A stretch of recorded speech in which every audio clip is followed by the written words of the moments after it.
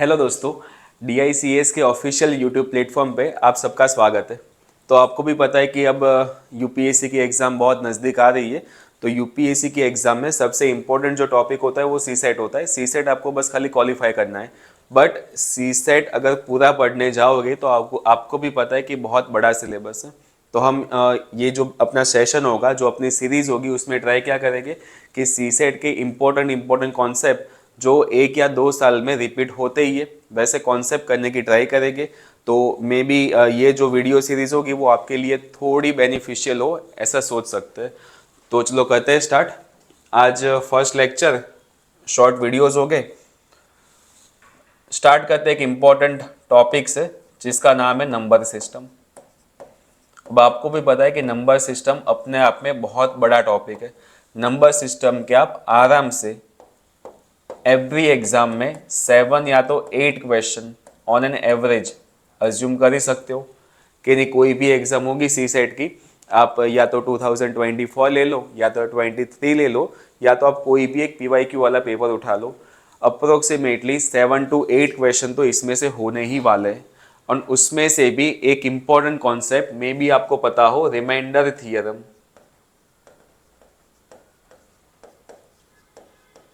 अब जितने भी पेपर उठा के देख लोगे, या तो यूपीएससी हो या तो अपना स्टेट पीसीएस हो, कोई भी एग्जाम देख लोगे, रिमाइंडर थियरम के क्वेश्चन कंपलसरी होते ही है। एंड रिमाइंडर थियरम अपने आप में बहुत बड़ा टॉपिक है। डन। ये एक ऐसा टॉपिक है कि अगर इसको मैं चाहूँ कि ये सेम टॉपिक मुझे अगर 8 घंटे पढ़ाना है तो 8 घंटे भी पढ़ा सकता हूँ। मैं चाहूँ कि ये सेम टॉपिक अगर आपको मैं नॉर्मली 80 मिनट या तो 120 मिनट या तो 2 घंटे में ख़त्म कर दूँ तो भी पॉसिबल है। बट इसके जितने भी इंपॉर्टेंट कॉन्सेप्ट होंगे वो एक एक करके देखने की ट्राई करेंगे, एकदम बेसिक से स्टार्ट करके एकदम हाई लेवल तक। तो रिमाइंडर थियरम पढ़ने के लिए आपको थोड़ा बहुत बेसिक्स आना चाहिए। बट आपको ये भी पता होना चाहिए कि रिमाइंडर थियरम में थियरीज कैसी कैसी होगी। तो बायनोमियल थियरम आप पढ़े होगे कहीं पे आप फॉर्मेट थ्योरम पढ़े होगे, कहीं पे आप नॉर्मल बेसिक वाले क्वेश्चंस देखे होगे। जैसे 24 एंड 23 में रिमाइंडर थियरम के बहुत ही बेसिक क्वेश्चंस आए थे। तो वो बेसिक क्वेश्चंस आपसे ना छूटे, इसके लिए ये वाले जो टॉपिक्स होते हैं वो बहुत इंपॉर्टेंट होते हैं। तो चलो स्टार्ट कर दे एकदम बेसिक से। तो बेसिक की बात करें तो टॉपिक का नाम है रिमाइंडर थियरम। बट आपको ये चीज पता होनी चाहिए कि एक्चुअल में रिमाइंडर का मतलब क्या होता है। तो आप स्कूल में ये 4 टर्मिनोलॉजी अलग अलग सीखे होंगे, quotient, divisor, dividend and remainder. ये 4 वर्ड आपको पता होंगे। तो बस आपको यह जानना है कि ये चारों वर्ड के मीनिंग क्या है। जैसे मान लो कि एक सम अपने पास हो, अपने पास था मान लो कि 38 डिवाइड बाई 5। तो इसको आप बेसिक वे में कैसे लिखोगे? बेसिक वे में आप ऐसे ही तो लिखोगे कि 38 डिवाइड बाई 5 कितने से भाग चलेगा? 7 से। होगा कितना? 35। लास्ट में कितना बचेगा? 3। तो ये सिंपल ऐसे ही तो सम होता है। अब इसमें से कोई एक क्वोशंट है, इसमें से कोई एक डिवाइजर है, इसमें से कोई एक डिविडेंड है एंड इसमें से कोई एक रिमाइंडर है। तो मे भी आपको पता ही तो होगा कि ये जो 3 बचा था, जो 3 बचा वही अपना क्या है? रिमाइंडर, शेषफल। ऊपर जो आंसर मिला 7, इसको आप बोलोगे भागफल, बट इंग्लिश में क्या बोलोगे इसको? क्वोशंट। सिंपल है। ज्यादातर बच्चे डिवाइजर एंड डिविडेंड में होते कंफ्यूज। तो ये समझ लो कि ये जो 5 था, 5 को आप क्या बोलोगे? 5 को आप बोलोगे डिवाइजर, हिंदी में बोलो तो भाजक। एंड ये 38 था, इसको आप बोलोगे भाजक, बट इंग्लिश में क्या बोलोगे? डिविडेंड। तो रिमाइंडर का मतलब क्या? किसी भी एक नंबर को किसी दूसरे नंबर पे डिवाइड करने पे लास्ट में जो नंबर मिले वो रिमाइंडर है। सिंपल। रिमाइंडर 0 भी तो हो सकता है। जैसे मान लो कि यहाँ पे 38 की जगह पे मैंने 35 लिखा होता, तो 7 5 जा 35, रिमाइंडर कितना बचता? 0। तो रिमाइंडर 0 पॉसिबल है। रिमाइंडर 1 2 आगे आप जितने भी प्लस में जाओ पॉसिबल है। इसका सिंपल मतलब कि रिमाइंडर तो ऑलवेज कैसा होना चाहिए? पॉजिटिव होना चाहिए। क्या ऐसा कोई भी सम आपने देखा जहाँ पे लास्ट में ये जो नंबर मिला ना वो कभी नेगेटिव में हो। तो आप बोलोगे नहीं सर, लास्ट में नेगेटिव रिमाइंडर मिले ऐसा तो कोई भी सम किसी भी चैप्टर में किसी भी बुक में देखा ही नहीं है। तो सिंपल लॉजिक दिमाग में रखना कि रिमाइंडर का आंसर ऑलवेज 0 होगा या तो पॉजिटिव होगा, नेगेटिव कभी भी रिमाइंडर पॉसिबल नहीं है। ये तो थोड़ा बहुत बेसिक था। अब इसके अकॉर्डिंग क्वेश्चंस कैसे बनते वो बस खाली देख लो, एक एक स्टेप में आगे बढ़ेंगे। एक लेक्चर में एक टाइप, एक लेक्चर में एक टाइप, ऐसे करते करते आप बहुत सारे वीडियोस देखने वाले हो। बट आप ये मत समझना कि एकदम छोटे छोटे वीडियोस क्यों, बिकॉज आपको भी पता है कि सी सेट का लोड आप एक साथ नहीं ले पाओगे। आप धीरे धीरे करके डेली थोड़ा थोड़ा थोड़ा थोड़ा पढ़ोगे, 20 मिनट 30 मिनट, तो आज से 1-2 महीने के बाद आपको पता चलेगा कि नहीं सी सेट का बहुत बड़ा पोर्शन कवर हो गया है। डन। मैं आपको ऐसे ही कॉन्सेप्ट कराऊंगा जो एक्चुअल में एग्जाम्स में आते हैं। क्लियर। चलो, तो एक बेसिक समझो ना आप, आपके पास एक क्वेश्चन था कि आपको करना था 38 डिवाइड बाई 5, तो आपने किया 5 7 35, लास्ट में आपके पास रिमाइंडर बचा 3, तो ये 3 आपका रिमाइंडर था, 38 आपका डिविडेंड था, 5 डिवाइजर था एंड 7 जो था वो क्वोशंट था। तो अब समझो ना कि डिवाइजर, डिविडेंड एंड क्वोशंट इन तीनों को मिला के, sorry, divisor, dividend and remainder इन तीनों को मिला के क्वोशंट फाइंड करना हो तो कैसे करेंगे?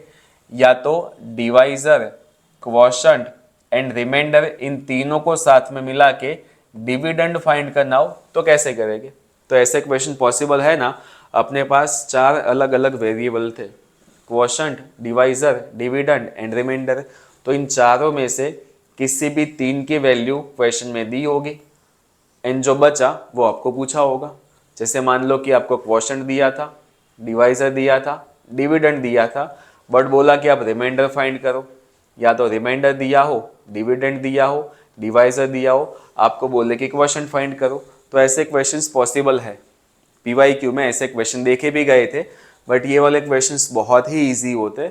ऐसे क्वेश्चन के मार्क आपके ना जाए तो इसके अकॉर्डिंग बस खाली एक कॉन्सेप्ट देख लो कि मान लो कि मुझे ट्राई क्या करना था, मुझे एक इक्वेशन बनाना था कि वो इक्वेशन में अगर मैं वैल्यू को पुट करूंगा ना तो कंपलसरी मेरा आंसर आ जाना चाहिए। तो मैं ट्राई करता हूँ कि 7, 5 एंड 3 में से 38 कैसे बने।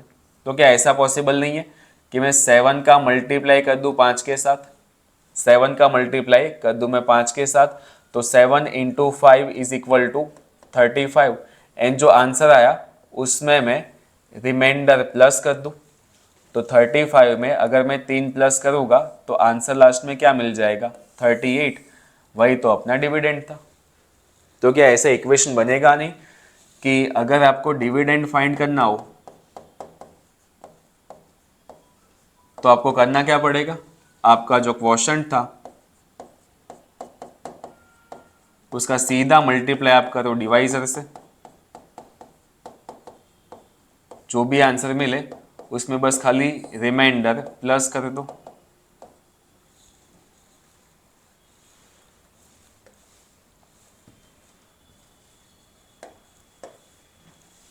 समझे?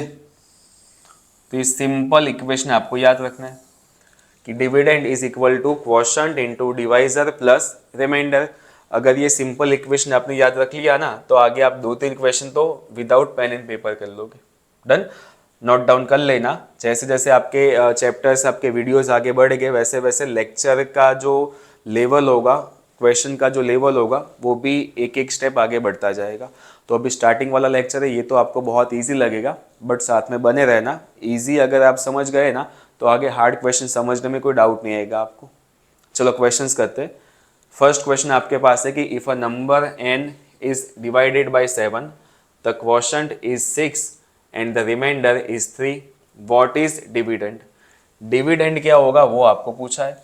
तो आपको सिंपल इक्वेशन पता ही तो था कि डिविडेंड की वैल्यू क्या होगी। इक्वेशन के according dividend is equal to quotient into divisor, जो आंसर मिले उसमें आप रिमाइंडर प्लस कर दो।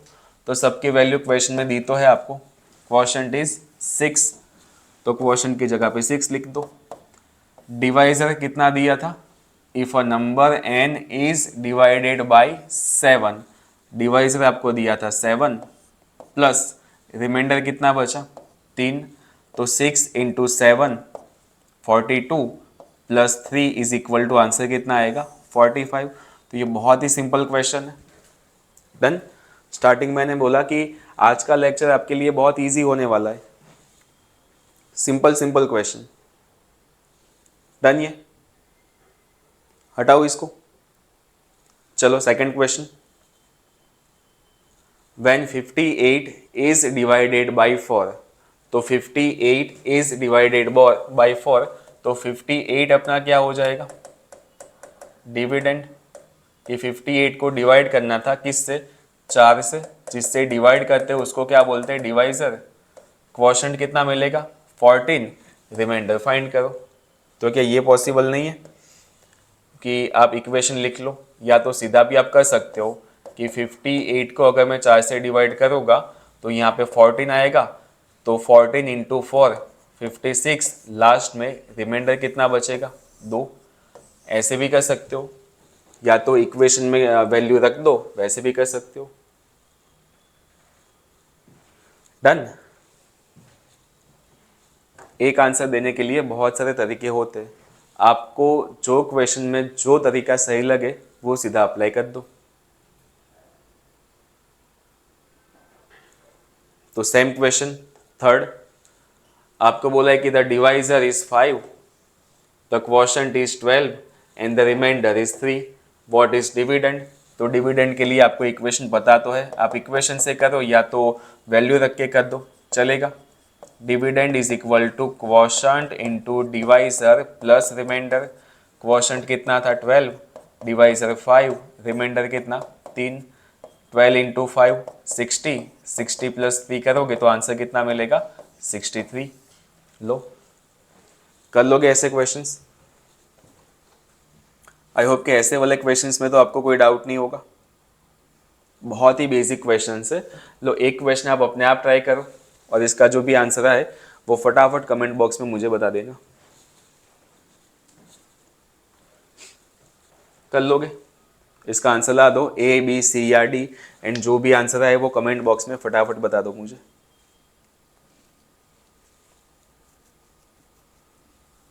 हो जाएगा ना।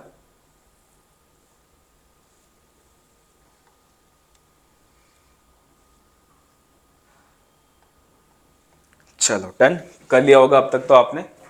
बढ़ते आगे वाले टाइप पे। क्वेश्चन समझना अब। टाइप नंबर 2, रिमाइंडर थ्योरम का टाइप नंबर 2 मतलब बहुत ही बेसिक टाइप के क्वेश्चन है। ऐसे क्वेश्चंस यूपीएससी के भी पीवाईक्यूज में थे, एंड आप अगर मानो तो आप गुजरात में हो तो जीपीएससी के भी पीवाईक्यू में थे। डन। मतलब स्टेट पीसीएस भी पूछती है इसको, एंड यूपीएससी तो पूछती है, बट क्वेश्चंस कुछ इस तरीके से फॉर्म किए होंगे। क्वेश्चन की लैंग्वेज को आराम से समझना, अलग अलग टाइप के क्वेश्चन अलग अलग करेंगे ताकि आपको पता चले कि रिमाइंडर थ्योरम में से इतने ही टाइप के क्वेश्चंस पॉसिबल है। क्वेश्चन पढ़ो आराम से। A number when divides by 32 leaves a remainder 10 if the same number is divided by 8 the remainder will be. तो आपको क्वेश्चन में यही तो बोला है कि आपके पास एक नंबर था, उसको अगर आप 32 से डिवाइड करोगे तो रिमाइंडर कितना बचेगा 10 बचेगा, बट वही नंबर को अगर आप 8 से डिवाइड करोगे तो रिमाइंडर कितना बचेगा। अलग अलग दो तरीके आपको बता रहा हूँ, ध्यान से समझना। पहले आप कोई भी एक नंबर अज्यूम कर सकते हो, कोई भी एक नंबर ऐसा अज्यूम करो जिसको 32 से डिवाइड करने पे रिमाइंडर 10 मिले। तो ऐसा फर्स्ट नंबर होगा कौन सा कि जिसको 32 से डिवाइड करने पे 10 रिमाइंडर बचे। तो 32 वन जा 32, 32 से डिविजिबल ही तो है, उसमें 10 प्लस कर दो। तो फर्स्ट नंबर मिलेगा कौन सा 42 ही तो मिलेगा ना। जैसे यहाँ पे 32 था, उसमें आप 10 प्लस कर दोगे तो पहला नंबर ऐसा मिलेगा कौन 42 ही मिलेगा। जिसको आप 32 से डिवाइड करोगे तो 32 वन जा 32 करके लास्ट में रिमाइंडर कितना बचेगा 10। तो ऐसे ही तो एक नंबर की बात यहाँ पे थी, ऐसे बहुत सारे नंबर पॉसिबल है, आप कोई भी अज्यूम कर सकते हो, बट सबसे इजी कोई नंबर लेना हो तो 42 आपको मिलेगा। डन। उसके बाद तो आपके पास मे बी आगे करने जाओ तो 32 का डबल 64 होगा, तो एक नंबर आपको 74 पे मिलेगा, जिसको 32 से डिवाइड करने पे 10 रिमाइंडर मिले। बट आप ऐसा बड़ा नंबर अज्यूम मत करना, कोई छोटा नंबर अज्यूम कर लेना। ये समझे? एक ऐसा नंबर जिसको 32 से डिवाइड करने पे 10 रिमाइंडर बचे, वही नंबर मतलब 42 को ही आप अगर 8 से डिवाइड करोगे तो रिमाइंडर कितना बचेगा? 8 5 ज़ा 40, लास्ट में रिमाइंडर बचा कितना? 2। तो यही तो आपको पूछा है। सिंपल।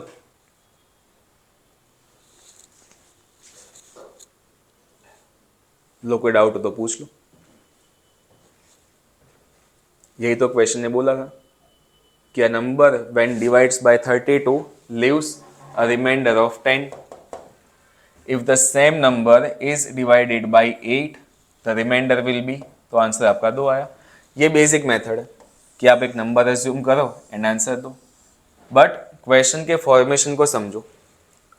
ऊपर अगर 32 से डिवाइड किया था ना, तो नीचे आपको ऑलवेज ऐसा ही नंबर देगा जो ऊपर वाले नंबर का कोई ना कोई फैक्टर होगा।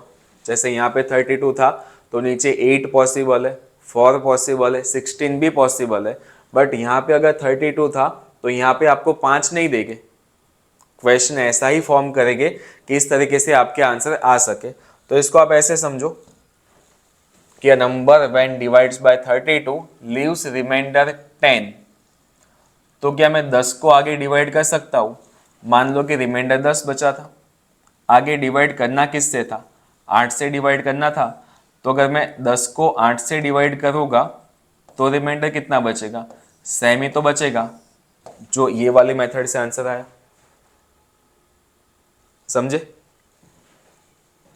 डन। करना आपको क्या है, देखो 2 टाइप के क्वेश्चंस हो गए, एकदम बेसिक से समझो। 2 टाइप के क्वेश्चन हो गए। एक क्वेश्चन ऐसा होगा जो यहाँ पे रिमाइंडर बचा होगा ना, वो आगे वाले नंबर से या तो बड़ा पॉसिबल है या तो छोटा पॉसिबल है। जैसे डिवाइड 8 से करना था, रिमाइंडर 10 था, तो रिमाइंडर इससे बड़ा था। डन। पॉसिबल है कि यहाँ पे रिमाइंडर मान लो कि मैंने 6 दिया होता, तो ये 6 रिमाइंडर 8 से छोटा है। तो अलग अलग 2 टाइप के क्वेश्चन बनेंगे कि रिमाइंडर ये वाले नंबर से या तो बड़ा होगा या तो रिमाइंडर ये वाले नंबर से छोटा होगा। तो जब भी रिमाइंडर बड़ा हो तब आप आगे डिवाइड कर सकते हो उसी रिमाइंडर को। जैसे यहाँ पे 10 था, 10 को आप 8 से डिवाइड करोगे तो 8 1 ज़ा 8, आगे बचेगा कितना? 2। बट अगर मान लो कि रिमाइंडर 6 होता तो क्या 6 को आप 8 से डिवाइड कर पाओगे? पॉसिबल ही नहीं है, बिकॉज अंदर वाला नंबर तो छोटा हो गया। तो ये वाली कंडीशन में जो रिमाइंडर दिया होगा ना, वो सेम टू सेम रिमाइंडर ही आपका आंसर होगा। समझे कुछ? रिमाइंडर अगर बड़ा हो तो आगे डिवाइड कर लो, अगर रिमाइंडर छोटा हो तो same to same answer. Questions देखते हैं, उसके बाद आप फटाफट समझोगे। ये वाला क्वेश्चन तो ठीक है, 2 आंसर सही। आगे वाला क्वेश्चन समझो। अ number when divides by 32 leaves a remainder of 10 if the same number is divided by 16 the remainder will be। समझे? अब आपको डिवाइड किसको करना था? 10 को। रिमाइंडर आपके पास 10 बचा था, डिवाइड किससे करना था? 16 से। क्या ये पॉसिबल है? नहीं। तो जो रिमाइंडर आगे बचा था वही आपका आंसर है। बट अगर रिमाइंडर 16 से बड़ा होता तो ये डिवाइड हो जाता। क्लियर? ये वाला क्वेश्चन, आगे वाला क्वेश्चन एंड ये वाला क्वेश्चन, दोनों में बस खाली डिफरेंस एक ही था। आगे वाले क्वेश्चन में यहाँ पे 8 था एंड ये वाले क्वेश्चन में 16 है। 8 होता तो 10 का डिवाइड पॉसिबल हो जाता, 16 था तो पॉसिबल नहीं है। तो मान लो कि अगर 10 का डिवाइड में 8 से करूँ तो 8 1 ज़ा 8 करके आगे 2 मिल जाता, बट 16 में तो पॉसिबल है ही नहीं। तभी 8 वाले में आंसर 2 आया एंड 16 वाले में आंसर 10 आया। अब समझे? क्लियर? चलो next, third question same concept पे। A number when divides by 221 leaves a remainder 30. If the same number is divided by 13, the remainder will be, तो रिमाइंडर बचा कितना था? 30 बचा था। आगे डिवाइड किससे करना था? 13 से करना था। क्या डिविजिबल पॉसिबल है? तो आप बोलोगे यस सर, 13 इंटू 2 करोगे तो 26 आएगा, लास्ट में बचेगा कितना? 4। तो ये आपका आंसर। डन। बट अंदर वाला नंबर अगर 13 से छोटा होता तो वही आपका आंसर होता। मान लो कि यहाँ पे 6 होता या तो 7 होता, तो सेम आपका आंसर वही होता। अगर डिवाइड पॉसिबल है तो करो, ना पॉसिबल हो तो सेम आंसर दे दो। सिंपल। चलो देखो एक आगे वाला question. A number when divided bye 18 leaves a remainder of 4. What will be the remainder when the same number is divided by 9? तो रिमाइंडर बचा कितना था? 4। डिवाइड किससे करना था? 9 से। क्या ये पॉसिबल है? नहीं। तो आपका आंसर क्या होगा? जो रिमाइंडर बचा था वही आपका आंसर। बट अगर ये 9 से ज्यादा होता तो आगे आप क्वेश्चन कर लेते। समझे? तो बहुत ही बेसिक क्वेश्चंस है, बस आपको पता चलना चाहिए कि कब आंसर सेम लिखना है, कब आंसर में आपको डिवाइड करना है। बाकी ये तो अभी भी बहुत बेसिक क्वेश्चंस है। चलो एक लास्ट क्वेश्चन कर लो, कमेंट बॉक्स में फटाफट इसका आंसर दे देना कितना आएगा।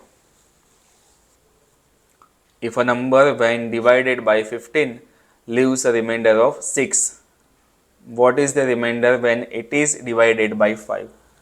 जो भी आंसर आए फटाफट कमेंट बॉक्स में लिख देना। डन। तो आज के ये वीडियो में आप रिमाइंडर थ्योरम के इंपॉर्टेंट 2 टाइप पढ़े। दोनों टाइप बहुत ही बेसिक थे, बेसिक भी है, इंपॉर्टेंट भी है। बिकॉज अगर ये इजी थोड़ा आप समझोगे ना तो आगे जो भी हार्ड क्वेश्चंस आएंगे वो समझने में आपको इतनी दिक्कत नहीं आएगी। डन। बाकी अभी आगे तो बहुत टाइप्स पढ़ने, अराउंड 8 या 9 टाइप आप अलग अलग पढ़ोगे। तो चलो आज के लिए रखते हैं इतना, बाकी मिलते हैं नेक्स्ट लेक्चर में। Thank you class.